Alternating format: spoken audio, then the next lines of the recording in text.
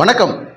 ராமநாதபுரம் தொகுதியில் முன்னாள் முதலமைச்சர் ஓ பன்னீர்செல்வம் வெற்றி பெறுவார் அப்படிங்கிறது எந்த அளவுக்கு சந்தேகம் இல்லை அப்படின்னு அந்த தொகுதி மக்கள் கருத்தாக சொல்கிறாங்க. அது எந்த அளவுக்கு உண்மை அப்படிங்கிறது தேர்தல் பதிவு அன்றும் தேர்தல் முடிவு அன்றும் நமக்கு தெள்ள தெளிவாக தெரிந்துவிடும். அந்த வேளையில் பார்த்தீங்கன்னா ராமநாதபுரம் தொகுதியில் ஓபிஎஸ் வெற்றி முகம் அதிகமாக இருக்கிறது. இஸ்லாமியர்கள் ஓட்டு அவர்களுக்கு ஆதரவாக இருக்கிறது. அந்த தொகுதி மக்கள் வரவேற்பு ஓபிஎஸ்க்கு அதிகமாக கொடுக்குறாங்க அப்படிங்கிற ஒரு செய்தி தற்போது பரபரப்பாக பேசப்பட்டு வருகிறது. ஏற்கனவே அந்த தொகுதியில் நாடாளுமன்ற உறுப்பினராக இருந்தவர் 5 ஆண்டுகளுக்கு முன்பு தேர்தலுக்காக தேர்தல் பிரச்சாரத்துக்காக ஓட்டு கேட்டு வந்தார். இந்த 5 ஆண்டுகளில் அவரை பார்த்தது கூட கிடையாது. அவர் எங்கே இருக்கிறாரு, கருப்பா சிகப்பா எந்த மாதிரி இருக்கிறாருன்னு கூட எங்களுக்கு தெரியாதுங்க அப்படின்னு அங்கே இருக்கக்கூடிய மக்கள் குமுறல் தான் அதிகமாக இருக்கிறது. இந்த முறை ராமநாதபுரம் தொகுதியில் முன்னாள் முதலமைச்சர் ஓ பன்னீர்செல்வம் களம் காண்றாரு. அவருக்கு இந்த வாய்ப்பு அவர்களுக்கு தேவையா? சட்டமன்ற தேர்தல் இருக்கிற பொழுது நாடாளுமன்ற தேர்தலில் முன்னாள் முதலமைச்சர் ஓ பன்னீர்செல்வம் ஏன் நிற்கணும் அப்படிங்கிற ஒரு கேள்வி அதிகமாக எழுப்பப்பட்டது. ஆனால் இந்த தொகுதியில் பாரத பிரதமர் மோடி அவர்கள் தான் ஓபிஎஸ் ராமநாதபுரம் தொகுதியில் நிற்க வைத்திருக்கிறார் அப்படிங்கிற செய்தி சொல்கிறாங்க.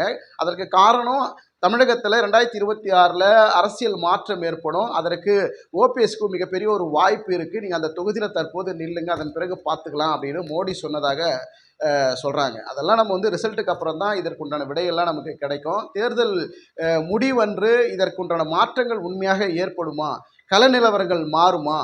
திமுக அதிமுக அப்படிங்கிற ஒரு நிலைப்பாடு இருந்து இன்னைக்கு திமுக பாஜகங்கிற போட்டி நிலவுமா?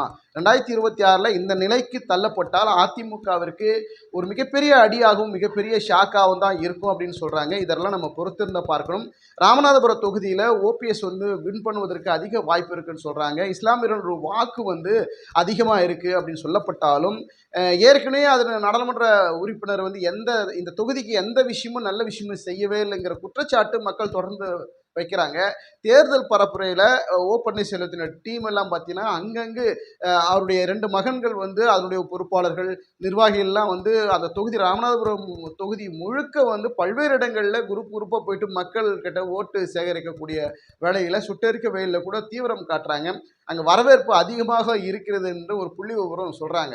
நம்ம பொறுத்திருந்தான் பார்க்கணும். ராமநாதபுரம் தொகுதியில் முன்னாள் முதலமைச்சர் ஓ பன்னீர்செல்வத்திற்கு வெற்றி வாகை அதிகமாக இருக்குதுன்னு சொல்கிறாங்க. பொறுத்திருந்து பார்க்கலாம். அதே போல் மத்தியில் 3வது முறை பாரத பிரதமர் தான் ஆட்சி அமைப்பார். அந்த ஆட்சி அமைத்தால் ஓபிஎஸ்க்கு மிகப்பெரிய ஒரு வாய்ப்பு அதிர்ஷ்டம் காத்துக்கிட்டு இருக்குதுன்னு சொல்கிறாங்க. அந்த அதிர்ஷ்டம் அந்த வாய்ப்பெல்லாம் ஓபிஎஸ்க்கு உண்மையாக கிடைக்குமா அப்படின்னு நம்ம பொறுத்திருந்து பார்க்கலாம்.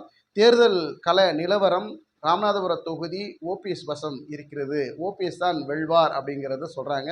பொறுத்திருந்து பார்க்கலாம். நன்றி, வணக்கம்.